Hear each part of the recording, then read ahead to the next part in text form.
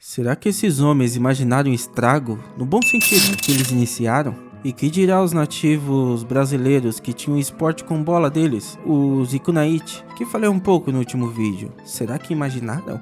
Esse cara nascido no bairro do Brás, em São Paulo, que mais tarde, em 1894, vindo da Europa após estudos em Southampton, tem um time famosinho lá. Trouxe em sua bagagem uniformes, um livro de regras e, claro, a bola de capotão. Cara, quando você vê uma bola ali no meio do seu quintal, seja onde for, dá aquela vontade de dominar, certo? É instintivo. E esse instinto, acredito que começou bem antes de Charles Miller. Acredito que foi na época dos brasileiros nativos. O remo era o esporte mais praticado no final do século XIX. Porém, a popularidade do futebol deixou o remo para trás, fazendo com que clubes como Flamengo, Vasco e Botafogo trocassem o seu carro-chefe. Um pouco antes de Charles Miller, europeus majoritariamente ingleses começaram a jogar futebol perto do Palácio Real, o que agradou a princesa Isabel por volta de 1870, uma incentivadora dos esportes, fazendo com que ela promovesse aquele esporte novo que estava surgindo aos olhos reais e alocasse os jogadores em um campo onde a família real e os brasileiros ali pudessem ver.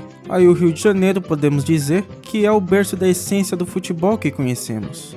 Da essência, vista sob a bênção da princesa Isabel, que não chegou a virar imperatriz, mas o Palácio Guanabara, casa do Conde de, virou o berço do esporte, o local que a princesa cedeu para os eventos futebolísticos. Mas a estrutura organizada pela Football Association começou em São Paulo, até pelo patrono do nosso esporte ser paulistano. Sim, o esporte era praticado até em terras brasileiras por marinheiros ingleses, franceses e holandeses, por volta de 1870. Porém, entendemos que o futebol não é apenas como uma galera correndo atrás de uma bola, mas sim algo estruturado, com regulamentos, apesar de suas falhas. Mas existe uma margem a ser seguida para manter os limites que definem o esporte. E foi isso que Charles Miller trouxe consigo, uma parte da estrutura criada pela Football Association, pelos ingleses. Mas por que tal debate? Fábrica de Bangu, zona oeste do Rio de Janeiro. Thomas Donohoe, um escocês que trabalhava na fábrica junto a alguns britânicos, apresentou futebol para nós brasileiros em 1894, um ano antes de Charles Miller.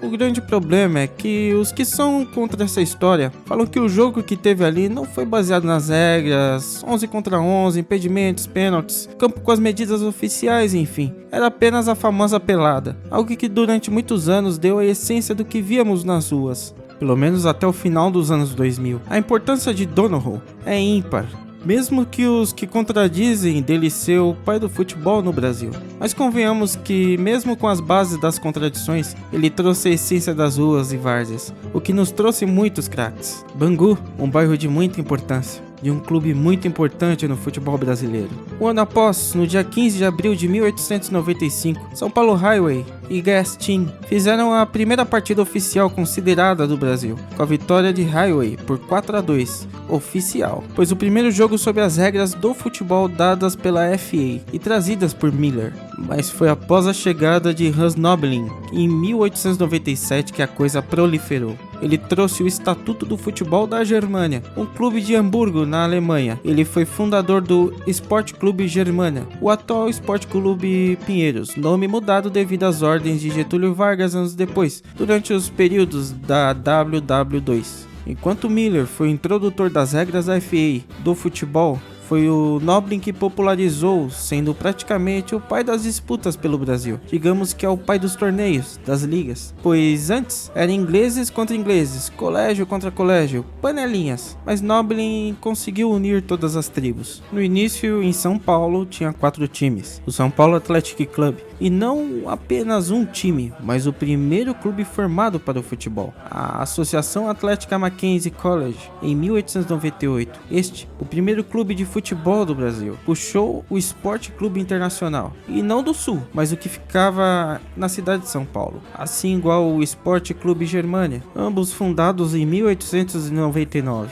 Não ficaram entre os tops durante muito tempo, mas aproximadamente a 100 km da capital paulista, em Campinas, voltando um pouco no ano de 1870, em que foi o início da construção da Ferroviária Paulista de Jundiaí a Campinas. A construção dos trilhos precisava de uma ponte. Essa ponte era de madeira, tratada com piche. uma Ponte Preta. Sim, e em volta dela a região virou o bairro da Ponte Preta em 1872. 28 anos depois, alunos do Colégio Culto à Ciência, que praticavam futebol no bairro da Ponte Preta no dia 11 de agosto de 1900, fundaram a Associação Atlética Ponte Preta, primeira equipe de futebol em funcionamento ininterrupto. Tá aí até hoje. Mas será que é a única? E o vovô do futebol brasileiro? No dia 19 de julho de 1900, surgiu o Esporte Clube Rio Grande, fundado por brasileiros, portugueses e alemães, principalmente por Johannes Miniman.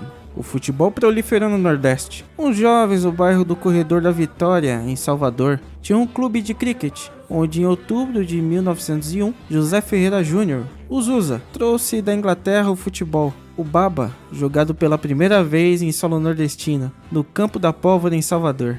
Baba, tema de pelada, bate-bola, um termo do baiano, que eu me orgulho muito de ter a descendência. O pessoal da Bahia que tá vendo esse vídeo, aquele abraço. E de Brumado, um abraço mais do que especial. Em 19 de outubro de 1901, idealizado por Cox e aceito por Miller e Niblin, houve o primeiro combinado e confronto entre cariocas e paulistas. O primeiro jogo interestadual, o Rio Team e São Paulo Scratch Team. 500 pessoas assistiram, para a época muita gente, um recorde. O horário foi doido, cara, às 4 da manhã. O jogo terminou empatado em 2-2. Gols de Walter Jeffrey e Alício de Carvalho pelo São Paulo Scratch Team e Félix Frias e McCulloch pelo Rio Team.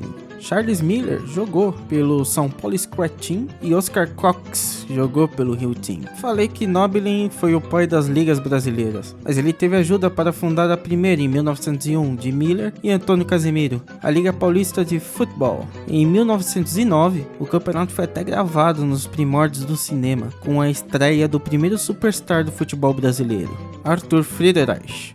Filho de um alemão com uma brasileira, um jogador mestiço, o atleta que representa a mistura que o povo brasileiro tem, o primeiro símbolo do gingado e do drible curto, da nossa marca, que vira a ser importante para a fundação de uma entidade super vencedora, apesar de seus erros, enfim. No Rio de Janeiro, inspirado no Interestadual e nas excursões futebolísticas, o primeiro clube de futebol foi o Fluminense Football Club, fundado por Oscar Cox e mais 20 sócios fundadores em 1902, sendo uma ramificação do Rio Cricket de George Cox, pai de Oscar. A galera do Fluminense frequentava um clube de regatas lá do Flamengo para ver os jogos aquáticos, o que ao contrário acontecia o mesmo para ver os jogos terrestres até 1911, em que após desavenças internas, parte dos líderes do clube do Fluminense foram até os amigos rubro-negros, fundaram o setor de esportes terrestres e o início de uma das maiores rivalidades do Brasil, além do clássico de ter um nome poético, Fla-Flu. Mas bem antes de 1911, lá em 1901, a criação do Fluminense puxou Botafogo e Vasco para o futebol, ambos que só estavam no remo. Daí gostaram da ideia e nos anos posteriores criaram o setor de futebol. Em São Paulo, em 1900, teve um clube que teimou para colocar o futebol, mas quando colocou fez estrago. Durante muito tempo foi a hegemonia do futebol paulista. Mostrou o futebol brasileiro para franceses, suíços e portugueses. Seu nome, Clube Atlético Paulistano, um dos fragmentos do São Paulo Futebol Clube. Outro detalhe é que Miller jogou em um time importantíssimo na origem do futebol e que proliferou as regras da FA pela Europa, jogando futebol por lá. Seu nome? Corinthians Football Club, a inspiração de um dos mais populares e gigantes clubes do futebol brasileiro, Esporte Clube Corinthians Paulista. Habilidoso? Dizem que Charles Miller foi o criador do drible chaleira. Charles Chaleira. Faz sentido. Miller jogou em selecionados na Inglaterra, trazendo o conceito para cá, onde os melhores jogadores de cada time eram convocados neste selecionado. Um conceito que deu a inspiração à ideia da seleção brasileira de futebol. E o início de uma rivalidade em que até hoje brigam pela hegemonia do futebol sul-americano. Mas isso fica pro próximo episódio. Fala galera, beleza? Fiquem à vontade para se inscrever no canal, ativar o sininho, curtir, comentar e compartilhar este vídeo e de muitos que virão. Um forte abraço, tamo junto e até mais.